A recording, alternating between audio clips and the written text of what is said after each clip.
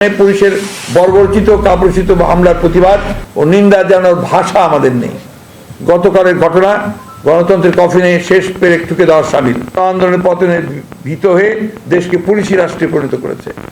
আমরা সরকার শাসনের প্রতি এহেন অগণতান্ত্রিক গণবিরোধী সংবিধান বিরোধী কর্মকাণ্ড থেকে বিরত থাকার আহ্বান জানাচ্ছি এবং বর্বরচিত ন্যাক্কারজনক ঘটনার সাথে জড়িত সকল দৃষ্টান্তমূলক শাস্তির দাবি জানাচ্ছি। আমরা সুস্পষ্টভাবে বলতে চাই, অবিলম্বে বিএনপির কেন্দ্রীয় কার্যালয় থেকে পুলিশ প্রত্যাহার করতে হবে। গ্রেপ্তারকৃত সকল নেতাকর্মীদের নিঃশর্ত মুক্তি দিতে হবে। গায়েবী ও মিথ্যা মামলা প্রত্যাহার এবং গ্রেফতারের নামে হয়রানি ও তল্লাশি বন্ধ করতে হবে। 10 ডিসেম্বর আমরা শান্তিপূর্ণভাবে আমাদের সাংবিধানিক অধিকার প্রয়োগ করে আমরা গণসমাবেশ করব। এই গণসমাবেশ যেন শান্তিপূর্ণভাবে অনুষ্ঠিত হয়, তার সকল প্রতিবন্ধকতা দূর করবার দায়িত্ব সরকারের। অন্যথায় এর দায় দায়িত্ব সব সরকারকেই বহন করতে হবে। আপনারা 10 ডিসেম্বরের সমাবেশের ব্যাপারে এখনো আপনাদের পূর্বের অবস্থানে অনড় আছেন কিনা এবং নয়াপল্টনেই করবেন কি? আমরা তো এক কথাই বলেছি ভাই, আমরা নয়াপল্টনের কথাই বলেছি। সরকারের কাছে আমরা এটাও বলেছি, যদি আপনাদের বিকল্প কোনো প্রস্তাব থাকে এবং সেটা আমাদের কাছে গ্রহণযোগ্য হয়, তাহলে আমরা সেটা বিবেচনা করে দেখব। আমি তো সেই স্থান বলিনি এখনো, যেখানে আলোচনার মধ্যে আসতে পারে। আমরা তো আরামবাগের কথা তো আমাদের প্রধান উপদেষ্টা নিজেই বলেছেন যে আরামবাগে দেওয়া যেতে পারে। দুটো প্রশ্ন আছে। একটা হলো গতকালের ককটেল সম্পর্কে আপনার যে ব্যাখ্যা পুলিশ সেটা আপনি দিয়েছেন। আর পুলিশ বলছে 160 বস্তা চাল ছিল সেখানে এবং 2 লাখ বোতল পানি ছিল। তো এইটা কি একটা যুদ্ধান্তহী ব্যাপার? যদি পুলিশের না, কেন আমাকে বলেন প্লিজ। আমি একটু এটা পরিষ্কার করি, যদি চাল পেয়ে থাকে, চাল তো বিস্ফোরক নয়।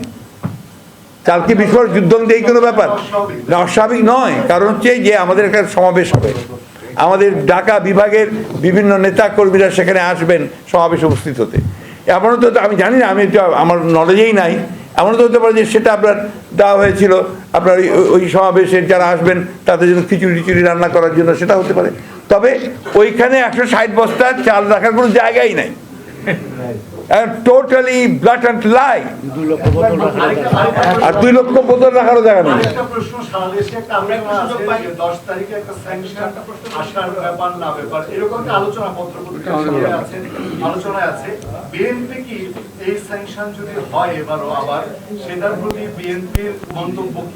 ভাই আমরা দেখেন, স্যাংশনের ব্যাপারে আমরা প্রথমেই মন্তব্য করেছি।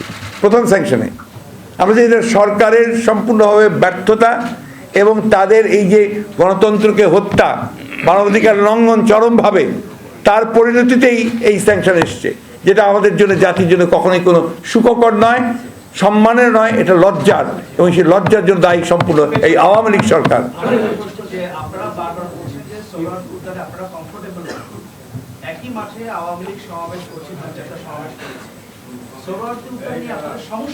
সমস্যাটা অনেকগুলো। 1 নম্বর সমস্যা যে শরৎ উদ্যানে এখন বড় সমাবেশ করার সুযোগই নাই। এত বেশি স্থাপনা সেখানে তৈরি করা হয়েছে ভেতরে, যে এটা আপনার একেবারেই আপনার সমাবেশের জন্য উপযুক্ত স্থান। 1। 2 নম্বর, ওখানে 4 দিকে দেয়াল ঘেরা। যদি কোনো রকম একটা গোলযোগ বড় মিটিংয়ের জন্য সৃষ্টি হয়, স্ট্যাম্পেড হয়ে বহু লোকের মারা যাওয়ার সম্ভাবনা আছে। এ মাত্র একটা গেট, সেই একটা গেটেও আপনার একজন করে যাওয়ার জন্য আপনার লোহার আপনার দিয়ে ব্যারিকেড দিয়ে তৈরি করা আছে। এটা একেবারেই কোনো বড় সমাবেশ করার জন্য এটা উপযুক্ত স্থান নয়। আবার যেখানে আপনার চারদিকে এই আপনার দেয়াল আছে, আবার ওখানে তো আপনার আওয়ামী লীগের পরপর মিটিং হওয়াতে ওখানে আপনার সেখানে তো আপনার ওই আছে, আপনার ওই বিশাল স্টেজের স্ট্রাকচার করা আছে। তো এটা তো আমরা একদিকে আপনার যে 6-7 তারিখে আপনার আওয়ামী লীগের পিছিয়ে নিয়ে গেছে, আপনার দিকে গেছে, এখানেই মনে হয়েছে যে তাদের একটা পুরোপুরি চক্রান্তমূলক ঘটনা আছে, যে কারণে তারা এই ব্যবস্থাটা নিয়েছিলেন। এবং সবচেয়ে বড় অভিযোগ আছে, আরেকটা অভিযোগ আছে। আমরা চিঠি দেওয়ার পরে আমাদের সঙ্গে কোনো আলোচনা না করেই তারপরের দিনই কিন্তু আমাদেরকে বরাদ্দ দিয়ে দিয়েছে। একটা মিনিমাম ব্যাপার থাকে যে আমরা সবসময় দেখে এসেছি যে রাজনৈতিক দলের সঙ্গে আলোচনা করা হয়, সেখানে এটাও এবার সেটাও করা হয়নি। জি ভাই, প্লিজ আমি আল জাজিরা টেলিভিশনের আমার কোশ্চেনটা ইংলিশে করি বিকজ আমার রেকর্ডের জন্য দরকার। নিশ্চয়ই কালকের সিচুয়েশন এন্ড ওভারঅল লাস্ট 3 মান্থের যে আন্দোলন হয়েছে আপনাদের and কালকে অবশ্যই it's internationally widely covered. What is your assessment of the current political situation and where it's going to go with the keeping in mind with the election ahead in 2023 or maybe January 2024? How do you perceive the political situation? We have several times categorically said that this government is an unelected government. This is not an elected government. Last 2 elections were totally flawed, and in fact, you know that the last election, 2018, the election was declared night before the day of election. And in fact, even the candidates who couldn't go for campaigning, a lot of our candidates were arrested before the election. Mr. Rai is here. He was severely tortured, attacked, and injured. And a lot of our candidates were injured, they were arrested. Thousands of our boys, our activists, they were arrested, they were tortured. Thousands of false fake cases were lodged against our activists and the campaigners. So you know the understand of what happened at that time. And in 2014, 154 candidates were declared uncontested, and only 5% people they went for voting. So no vote at all.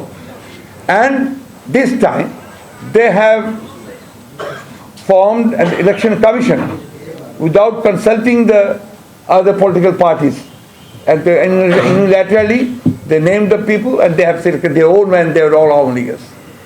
And the political scenario in the country, you are observing it, that when a liberal democratic political party has declared a peaceful programs of divisional gatherings, 3 days earlier, the government-supported unions, or transport unions, they declared hartals and strikes 3 days earlier. Our workers and leaders, they were arrested from their homes, houses, and they were barred from coming to, even through other transports, in all the places. But people there, they overcome the whole situation and they attended the gatherings very successfully, and the meetings were held very successfully.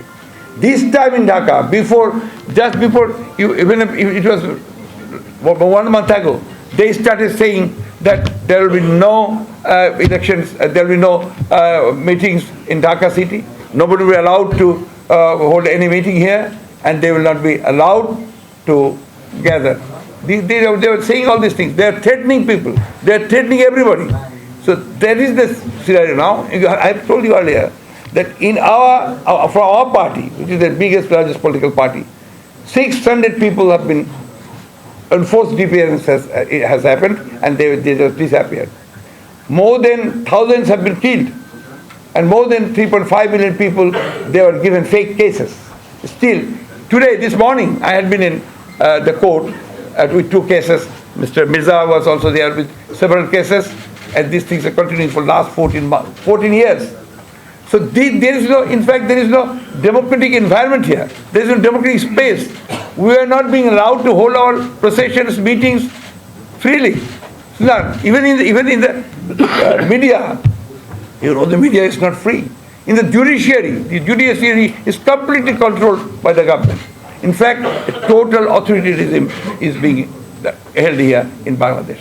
So in Bangladesh, the crisis now is it's a authoritarian and a fascist government is ruling this country. They are violating all the provisions of the constitution. They are violating all the normal rules of democracy and not giving any space to the people.